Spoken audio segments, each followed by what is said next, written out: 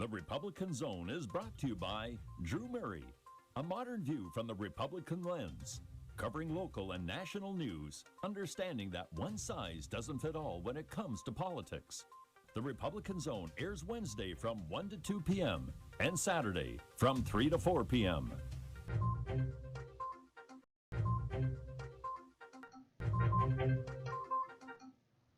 Good afternoon. You're listening to USALA Media and the Republican Zone. I am your host, Drew Murray, and I am here with my friend, Representative Martina White.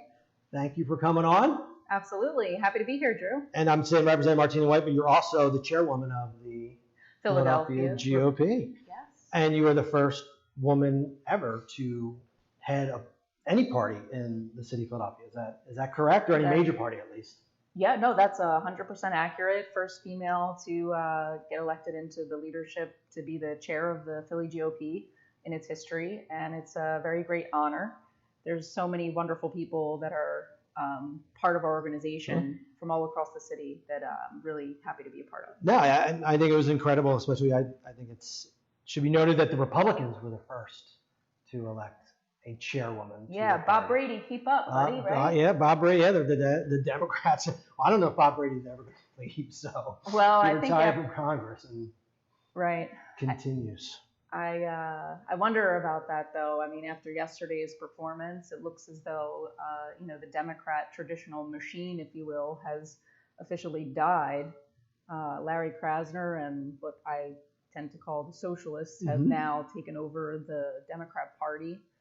And a lot of people know them to be very progressive. They've had a lot of ramifications on our city, to say the least. No, absolutely. I mean, I thought Larry was going to win. I didn't think he was winning by 30 points. And I think, unfortunately, for those of us who were either very conservative or someone like me, moderately conservative, I was not happy. I mean, I was expecting a 10-point margin. I think the city, in many aspects, could be in trouble. And you're right. The Democratic Party of yesterday. I mean, that's why I left the Democratic Party. That's why I became a Republican. I didn't change my beliefs. I said the Democratic Party. I didn't leave the party. They left me. And I think it's becoming further and further left, especially in Philadelphia. I mean, people like Nikhil Sabal, who I don't know. I'm nothing personally against him. He sounds like a very nice guy, but he is an admitted socialist. They're radical. Yeah. It's kind of unbelievable that this is the point where we are. But the reality is that there are a lot of common sense Democrats out there, and that is in all neighborhoods across the city. I talk to people in the Hispanic community. I talk to people in the Black community. I talk to people in South Philly, Northeast Philly, and they're like, yeah, it'd be great if the Republican Party was able to continue to build itself up because the city needs to have a two-party system. They need accountability. There has to be a common sense approach to policy to make sure that all those business people out there, people who own barber shops, people who own a local bar or pub, they really got creamed this past year. Like, they got crushed. They were told to close. Meanwhile, other states got to open these kinds of things up. I mean, Nancy Pelosi's out there getting her hair done in California. But here in Philly, and even out there, everything was shut down. But yet again, it's that typical, progressive way of life that do as I say, not as I do. And that's a problem. Yeah, I think it's a great opportunity for the Republican Party in Philadelphia, because I do think we're going to need a larger umbrella. I know when I came in, people thought, well, you're just a Democrat who just is becoming a Republican to run for office. Look, it's fine. Look, I'm called a rhino too, but I don't care. When people call me a rhino, I say that just means I think for myself, and I don't just, it's one of the reasons I left the Democratic Party, because they said this is exactly how you have to think, and I said, well, I don't think in all those ways. I'm pro-life, and you told me that if you're pro-life, then you don't even want me in the party. So when people call me a rhino, I say, well, that's fine. But I think our umbrella has to get bigger. It can't just be. Although I don't really consider a lot of people in Philadelphia to be far right, or or just loving Donald Trump, President Trump, and going that way. I think it's already diverse, but I think we got to become even a little more diverse and welcome those moderates, and especially those those conservative Democrats, as I call them, which I used to be, into the party. Yeah, these are common sense people. These are everyday working class families who are just looking for somebody or a party that they can affiliate with, that isn't far right or far left, that we have right now in the city is this far left progressive movement, if you will. And I think that right for us as Republicans, we are that brand. You know, we are building that brand to be the person who's looking out for our communities, trying to keep them safe, trying to keep them clean, trying to make sure that our kids get a quality education by continuing the effort to promote our local school choice options. Mhm. You know, every family deserves to be able to get their kid into a school that they want to go to.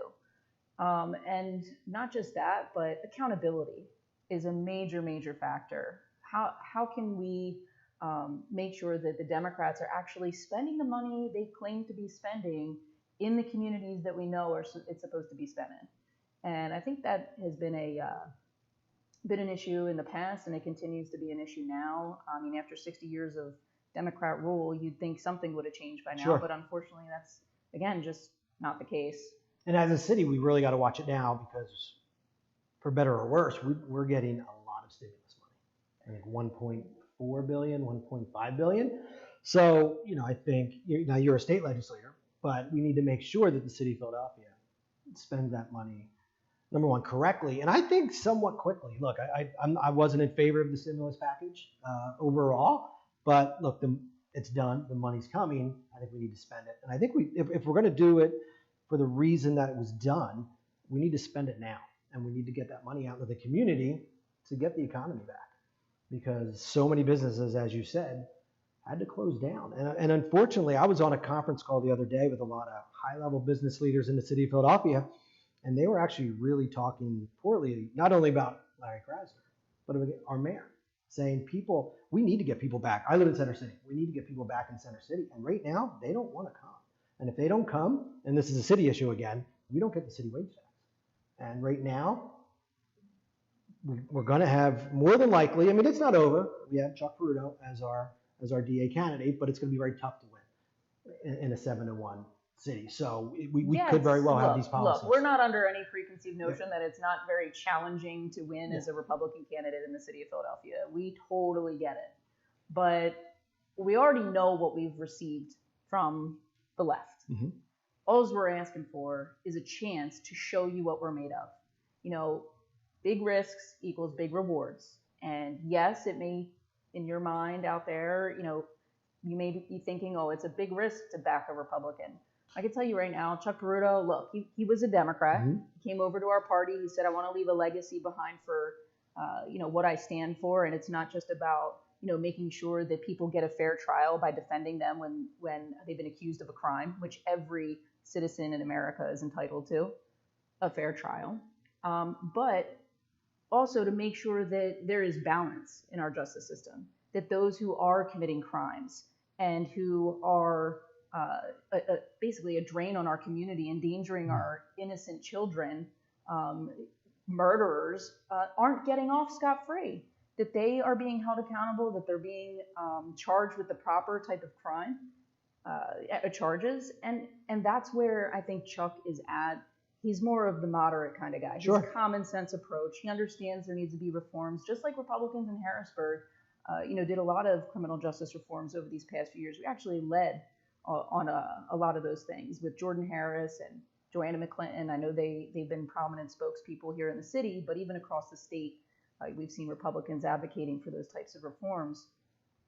There is a place for a common sense approach in this city, and we just have to embrace it and support it. And that's what we're here to do. Absolutely. You could have criminal justice reform, but have sensible prosecution. Criminal justice reform doesn't mean not prosecuting anyone. Correct. And that includes lower level crime. I mean, I understand in the past, people were put in jail for too long for lower level offenses. But, the pendulum has swung too far, at least in the city of Philadelphia. Not only did Larry Krasner, he told people he wasn't going to prosecute certain crimes. When you say, even if you're going to have it in practice, don't say it out loud.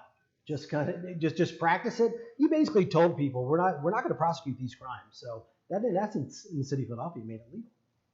And we've seen right. it. I mean, look, you look at Wawa, right? They had a location right here, right around City Hall, and what they have to do? They have to like basically close up shop because the $500 and less in petty theft crimes aren't being addressed. And it's like, why not have people serve community service or something? Sure. If at least do something to hold people accountable. But there is none of that. There's just let him loose, Larry. That's what he does, and that's who he is. And he's a firm believer that that's the best course of action for our city. But he couldn't be more wrong. And we've all seen. I've literally been in a Wawa or 7-Eleven where I've seen people walk in and just walk out without paying. They pick up they pick up goods and they just leave. And you say something to the person behind the counter, they said, what are we supposed to do? We've been told to stand down because the police can't do anything. It's not the police's fault. Their hands are tied. So the people who work in these stores just don't do anything. And you're right, it's causing us to lose business. And we've already lost a prominent Wawa that only opened up a couple of years ago. Yep. So. And when you look at small businesses, these are job creators. These are the people who donate to the Little League or to the local basketball team or football. And these are the people who we look to as leaders to advise us on what kinds of policies are needed to help support the community. Because we want people to have living wages. We want people to have good benefits and to be able to live a quality life in the city of Philadelphia. But unfortunately, the amount of taxes that are placed on families in the city, whether it's the wage tax, the property taxes, the school tax, and the soda tax. These are all taxes that are burdening working class families. And I'm not saying, we shouldn't have any taxes. There are some very credible and useful programs and things that have helped a lot of people get out of really bad situations. And that's the support that should be there when people, need it temporarily. But people can't continue to look at government as if it's this like some foreign entity or an entity that just can keep printing money. Sure. Government is the people. And when we are, utilizing the programs and other benefits that government provides, we're borrowing that money from our neighbor. Absolutely. And that's a perspective that really has to be, brought forward, I think. Sure. So we're going to take a quick break. You're listening to USALA Media and the Republican Zone.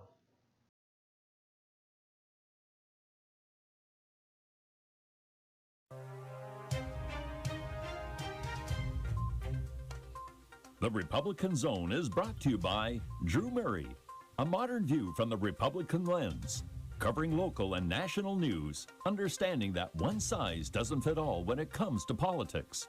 The Republican Zone airs Wednesday from 1 to 2 p.m. and Saturday from 3 to 4 p.m.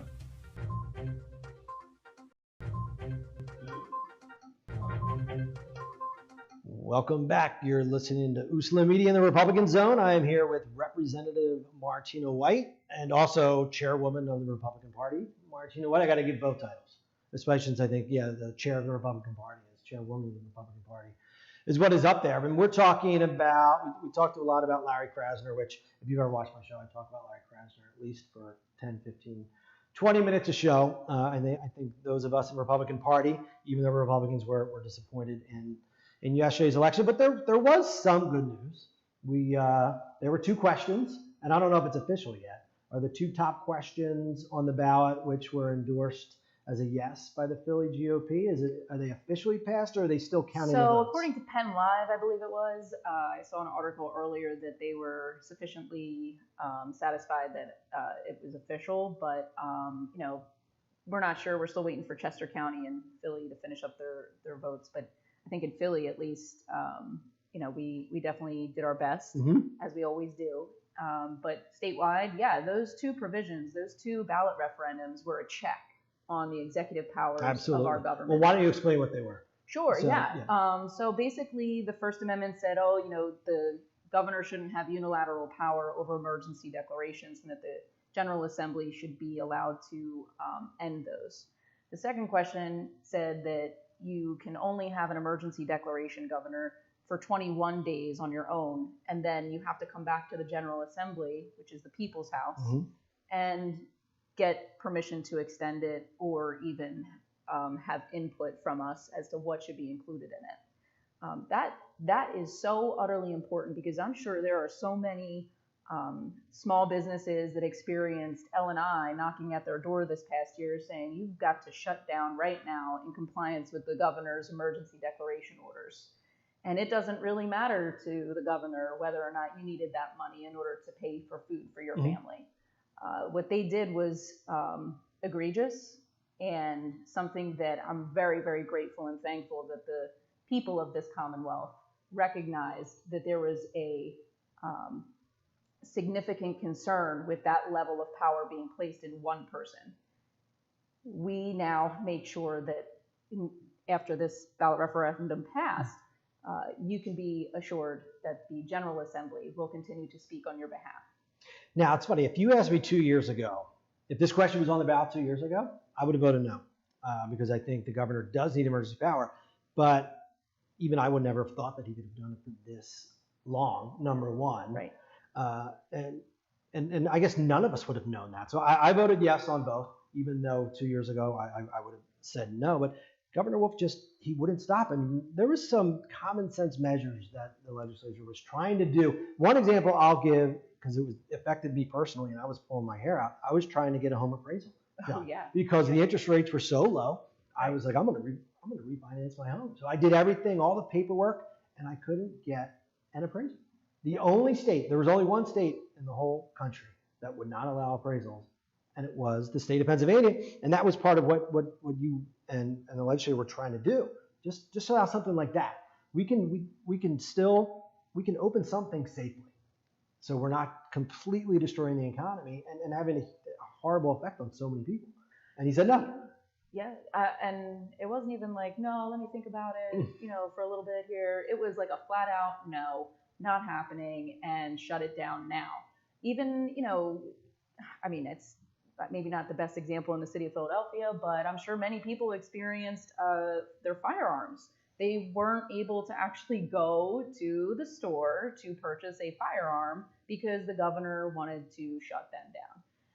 That was pretty nerve-wracking for a lot of people, which I think caused a spike for people to go out and try to get them even, more from other places.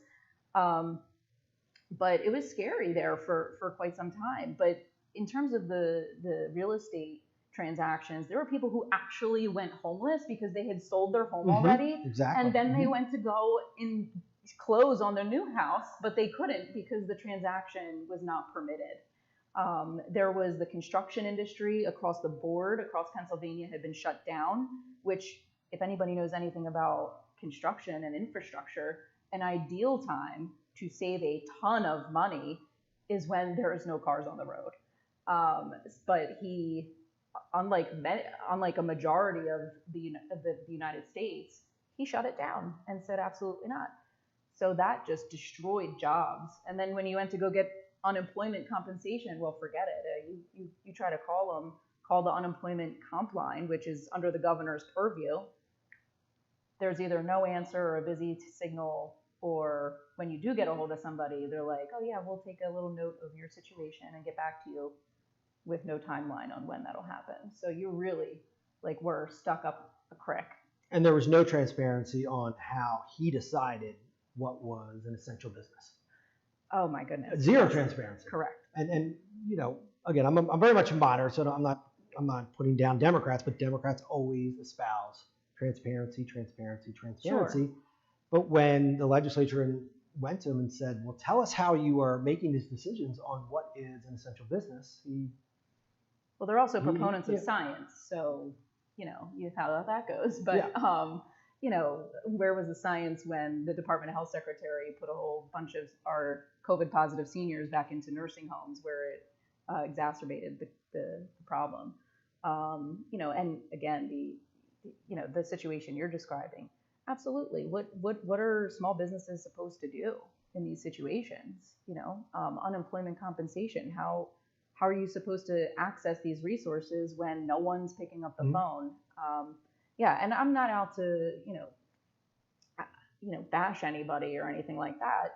It's just like the reality of what everyone faced and how grave the situations were of the families and the small business owners that were contacting our office that needed the help and resources.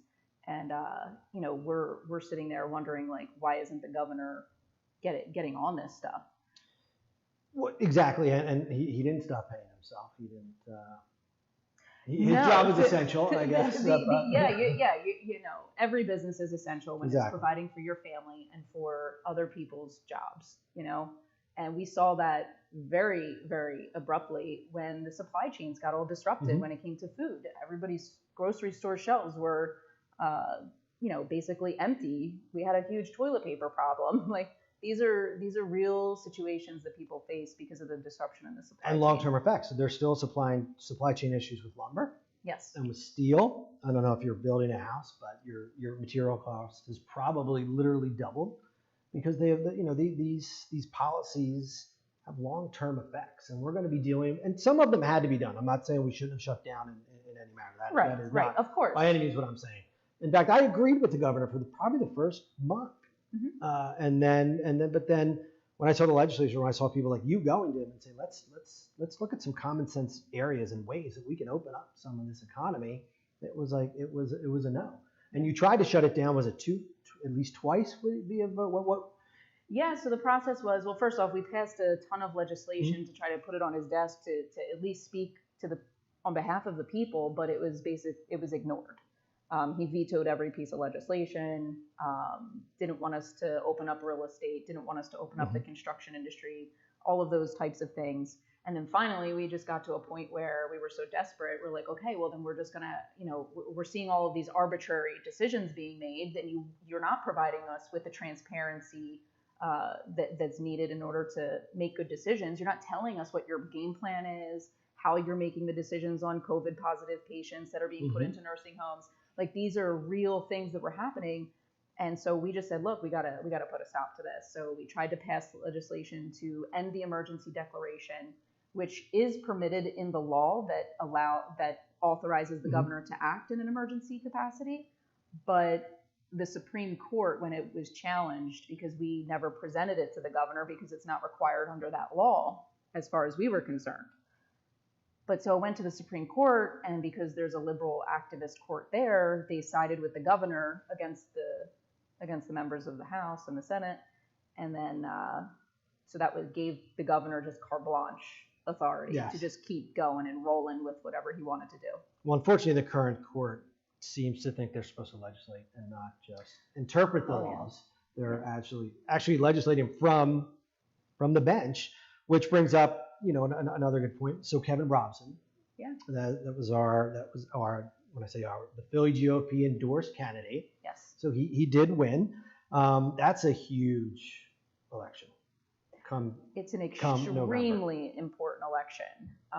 Look, our Supreme Court, it's the three parts of government, and they're one of them. They are a check and balance on the legislature and the executive powers. So, you know, what are we going to do to ensure there's balance on that court so that there is not this, you know, legislating basically from the bench. No, that's exactly what they do. I have no other way to describe it other than that, and bench. that's really what it is. And right now it's a 5-2 makeup. Right. And what a Republican is retiring.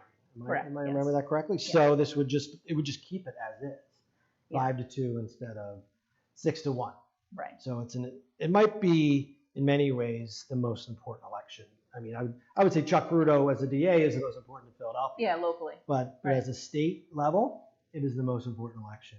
Absolutely. In Pennsylvania. Especially now that we got those ballot questions out of the way. Yeah, I think we'll be good. I think we'll be okay. It was funny when the ballot questions first came out. Were you following it?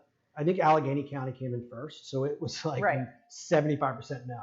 Yeah. And I didn't realize which. I was like, you gotta be kidding me. I'm like, I thought it was gonna be close, but it was Allegheny County. So it's understandable that, you know, a large city is gonna probably say no to that. But so we have really important elections coming up. So me as a ward leader, all the ward leaders in the city of Philadelphia, we have a job to do for the next, you know, X amount of months, 6 months to November. You know, a lot of people in Philadelphia think, oh, the election's over, because in the primaries, you know, in many ways, they're already decided. Most of the judges are decided. You know, WHYY already called Larry Krasner the winner for his second term, even though that's really not accurate yet. Right. It's a long shot, Chuck knows he's a long shot, but there's an election in November.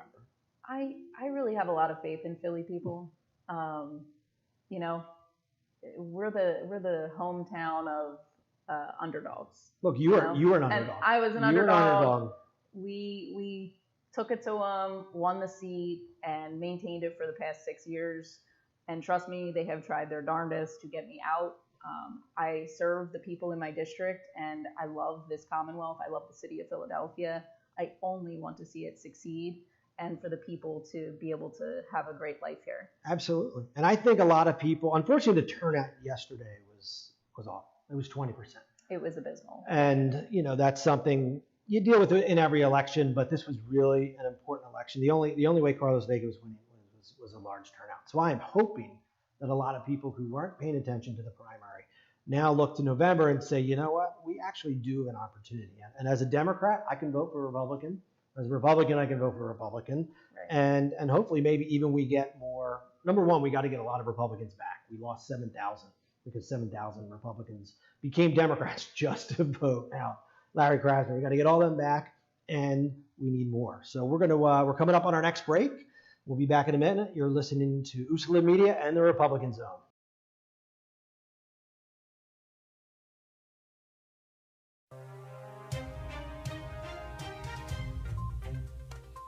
The Republican Zone is brought to you by Drew Murray, a modern view from the Republican lens, covering local and national news, understanding that one size doesn't fit all when it comes to politics.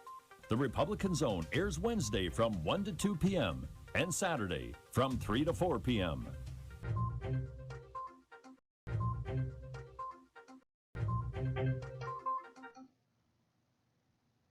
Welcome back. You're listening to USALA Media and the Republican Zone. I am here with Martina White, Representative Martina White from Pennsylvania's 170th Legislative District, and I got to say it again, the chairwoman of Philadelphia's GOP, Philadelphia's Republican Party. So we have 15 more minutes. What do you see? You took over the party, God, is it 2 years ago at this point? Because, or a year and a half ago. A year and a half at least. With COVID, the time kind of just Right. gets away from us. Where do you see the future of the Republican Party in the city of Philadelphia? Because a lot of people say there is no party, that it's non-existent. I know that's not accurate, but where do you see the future of the party going? So look, I would say to those people who feel we are not a presence, that 100% we are working very, very diligently to build the party back. And it's not an easy thing. I mean, I think in the city, the Democrats have pretty much bashed us entirely, calling us all kinds of names and depicting us as these awful, awful, creatures, if you will. And it's really just not true.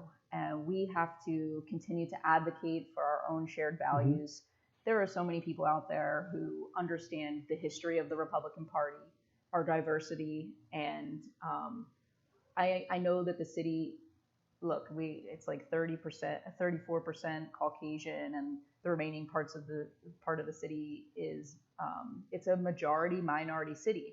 Our party has to reflect that. Mm-hmm. And my hope is that more people feel welcomed into our party. We already do have people from the LGBTQ community, people from the Black community, people from the Hispanic community who are already involved in our party. Absolutely. It's just getting that message out there to let people know that, we're actually the common sense party in the city. And it's something that has to be messaged. We've been working on that significantly. We had a huge billboard campaign across the city talking about, the Democrats and what they stand for versus what we stand for. We've been doing a lot of social media activities, and because of COVID, it's been pretty challenging to have actual in-person events. But I think this year we're really excited. We're going to have a huge the Great American Family Barbecue event on July 17th. It's going to be in the Northeast, but obviously anybody from across the city is welcome. To Constadters, right? Yep, to Constadters. And, we just want people to know, we care about the family unit. We want people to know that we want to hold Democrats accountable. We want to hold all people accountable. It's not even just Democrats. It's our own members, too. You always see the on like national news, there's this one Republican out there floating around trying to hold the other Republicans accountable, but on the other side, you never see a Democrat step out to, Sure. to call out their own. But we do, because we do care about our shared values, and we want to make sure that they're sustained. But ultimately, we know that the future of the city is also going to require that people start to join our party, understand that we're a lot different than what it used to be. We're a lot different than what the Democrats say we are. And we have a lot of fun. Sure. We have tons of fun when we get together. Well, I've never been called a racist in my life until I became a Republican. Then all of a sudden, I'm a racist. I'm homophobic. And that was one of the things when I did come to the party that was really, it was concerning to me, because I didn't know all you guys, all you gals. I didn't know how you felt about the LGBT community. And I learned right away, if anybody thinks the Philadelphia GOP is homophobic, they're completely wrong. I mean, one of the first people I met was Rob Jordan, who was the head of the Log Cabin Republicans. Yeah, and he's a cool guy. He's a great guy. Yeah. He's a gay man, but he's conservative. Mm-hmm. And we do have the umbrella that welcomes all people, including the LGBT community. I mean, I've run for 2 offices while I've been part of the GOP, and I've gotten endorsed by the Log Cabin Republicans both times. I mean, so for people to say, oh, you're homophobic, it's just completely inaccurate. I've never met one person. I'm not saying there are homophobic people who are Democrats and Republicans, but I've never met one Republican who has said to me that they are homophobic. Right. So it's just, we have the umbrella already. We just need to communicate it. And maybe communicate it better. And I think you've been doing that well for the past couple of years. We want to welcome all people, and it's about, you're right, it's about the conservative values, and it doesn't mean that we don't have empathy for people. That a lot of times that's what Democrats will say, well, you don't want minimum wage because you don't have empathy for people. And I always answer, I personally don't want minimum wage. I don't even know how you feel about the subject, but I think there will be more sustainable jobs if we don't have a minimum wage. I always say the market should determine the wage, but that doesn't mean it doesn't mean we don't want people to get jobs. In fact, that's what Republicans want. We want lower taxes because we know that will bring more jobs to the city of Philadelphia and the Commonwealth of Pennsylvania. Yeah, he was all over the news I think the past couple weeks about how Philadelphia is one of the worst cities per 100,000 people or something like that. Per 1,000 maybe it was, but it was very low. Like the ratio of jobs per 1,000 people was like 18, and out in San Francisco it was like over 30 jobs per 1,000, and that is just like plain as day a problem. Yes, it's why we have such a large and high poverty rate, is because these policies that continue to get implemented in our city are to effectuate that plan. That plan is to, okay, let's try to, I don't want to say hurt businesses, but why aren't we embracing the entrepreneurial spirit? Mm-hmm. Why aren't we embracing the young person that wants to open up a small business, somebody who wants to take a chance on themselves because they were able to, get an education that they're going to provide value to their community? We should be investing in those people. We just have to make real changes in the city and kind of reverse the 60 years of inequality, really, when you think about it. Well, the tax and spend oftentimes does bring inequality. I mean, look at the soda tax. When it first came out, I wasn't necessarily opposed to it. I'm a Parks and Rec guy. I'm the president. I love Parks and Rec. I'm a president of a friends group. So it'd be nice if they put the money actually towards Parks and Rec. But it was interesting when I went around the city for city council and ran for city council. The areas that were most opposed to it were the underserved communities, because they said, and it's true, and something you don't necessarily realize, I live in Center City. I have a car. I'm in the suburbs all the time. I don't necessarily shop out there, but I do have the ability to drive out to the suburbs if I wanted to and buy my soda. And while I'm out there, I'll probably buy my groceries too. The people in underserved communities, they don't have that means of transportation. So it's not as easy for them to, I'd say, cross City Line Avenue. For me, they can't cross City Line Avenue or Stanton Avenue, wherever they live, because they might not have a car, and it's not as easy for them to get there. So what I tell people is the soda tax is actually hurting the very people it's trying to help. And that's what happens a lot with progressive taxes. You're taxing people in underserved communities in order to help the underserved communities, while people in better served communities like Center City or Chestnut Hill, especially those that are right next to the border, can just go across the street and buy their groceries, because they're not just going to get their soda, they're buying all their groceries. So it's actually hurting those who's trying to help.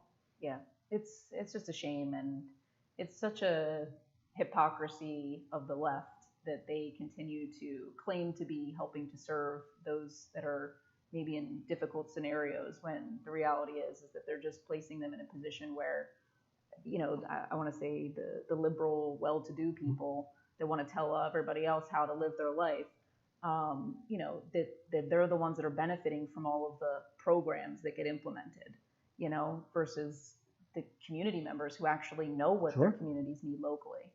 I think that's kind of where it's at, and it leaves much to be desired, but it also leaves opportunity for us as Republicans. Sure. That's why I'm really, really hopeful that people visit us at phillygop.com. They get involved in our party, or even if they want to run for public office, we will, embrace you and train you and talk to you about, what your end goals are in terms of a career path in public policy. And we're looking for candidates. Sure. Next year, our state reps coming up again. Yeah, they're coming up again. They're every other year. It's the smallest voter base in the city of Philadelphia. So they right now they represent 65,000 people. And, in other areas, the smaller little races are like, township supervisor or mayor or something like that. But in the city of Philadelphia, our smallest is the state rep seats. We can have a tremendous impact in Harrisburg for the city of Philadelphia if we can get some more Republicans to be in elected office here. Absolutely. And just run. And it is stepping stones. I mean, I was asked to run in the 182nd. Yeah. I knew that And we were so happy to have you run, Drew. You did an incredible job. And I knew I had no chance. I mean, if it's 7-1 Philadelphia, I think it's 10-1 in the 182nd. But if we're not going to become a legitimate party. Well, we are legitimate. We're not going to become more of a legitimate party if we don't start having people on the ballot. And there were actually some areas that they could win. I mean, John Nungesser, I thought he was going to win in Bridesburg, and he almost did. It was very close. And there are other areas. Aaron Bashir did well. Definitely in the Northeast, you have more of a chance to win. So if you're thinking of winning, if you're thinking of running, the Northeast, you have a really good chance to win. And even in South Philly, you have a chance. Center City, I don't know if there's a chance yet, but we got to keep putting people in those positions to run for state rep. And then I guess it's in 4 more years for the senatorial districts, because I don't think we had any, unfortunately. Yeah, for the state in Senate. The city of Philadelphia. In the city of Philadelphia. Yeah. Nikhil Saval won the primary for the first district and didn't have a challenger, because it's not easy to run an election or run a campaign. No, it's you know that as well as challenging. Anybody. Absolutely, and it doesn't matter how progressive leaning or even how Republican your district is. It's still challenging, because you may wind up with and this is actually a challenge that we face in the Republican group of legislators in Harrisburg, is that if you're not far enough to the right, you get a primary opponent. And so, there's this delicate balance in Harrisburg that's growing in such a way that is a little bit concerning, because politics have become so divisive. There's less and less of the middle ground, common sense people who are willing to just go there and serve their community versus being a political guru or some kind of political face. I mean, I think people know Malcolm Kenyatta and these guys. Some of them, they're out there just to lob. I don't want to. No, absolutely. And I don't know Malcolm, but just like throw stuff over to the other side and let it burst real. Brian Sims is one of those. There's a lot of the and it's really unfortunate, because the people back home are looking at their legislator and they're like, is this person for real? Like, is this seriously happening right now? And how is that what you're doing to quote, I mean, they're not building relationships with other legislators. They're just lobbing junk over to the other side so that it causes a big rift. That doesn't help anybody. It doesn't help the Commonwealth. It really doesn't. And we need to do more to find quality candidates who are willing to serve their community. And that's what I'm looking forward to. No, absolutely. And that's the greatest thing about a state rep position, because it is truly your community. It's not, you're not running a citywide office or a statewide office. it is truly, it's just your neighborhood normally. It's probably depends on the way the wards work, but the 182nd it's only 3 wards. And for me, it's Center City, a little bit of South Philadelphia, but I know so many people in my community, so it is really, it's a lot more intimate, if that's the right word. If you're thinking of running, it is a great first step. It's a good first office to run for. I ran for city council as my first. I would not recommend that. That was that's extremely challenging. That was especially when I was a Democrat a month before I announced. Even though I was really, in my heart, I was a Republican. We need to grow the party. We need to kind of stop the city of Philadelphia from going this as far left as it unfortunately we have to stop seems to giving up on ourselves too quickly. Well, if ever, really, never give up is my personal motto. But yeah, there's so many opportunities for us to be successful if people would just take the opportunity to do a little bit of research about who they're voting for and make sure that they show up on election day so that they can make a difference in their community. And if they want to run, definitely. If you want to run, contact your ward leader. Yep. If you go to, if you don't know who your ward leader is, where I go to phillyvotes.com, phillyvotes.com is really good, a great resource that the city commissioner's office provides to the public.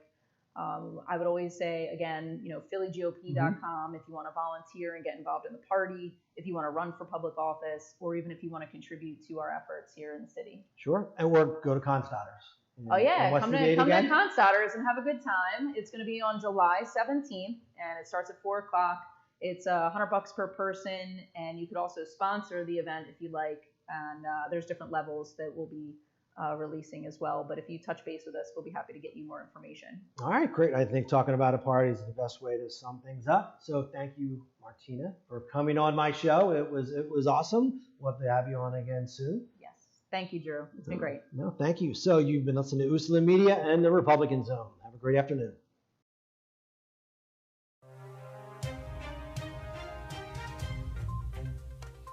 The Republican Zone is brought to you by Drew Murray, a modern view from the Republican lens, covering local and national news, understanding that one size doesn't fit all when it comes to politics. The Republican Zone airs Wednesday from 1 to 2 p.m. and Saturday from 3 to 4 p.m.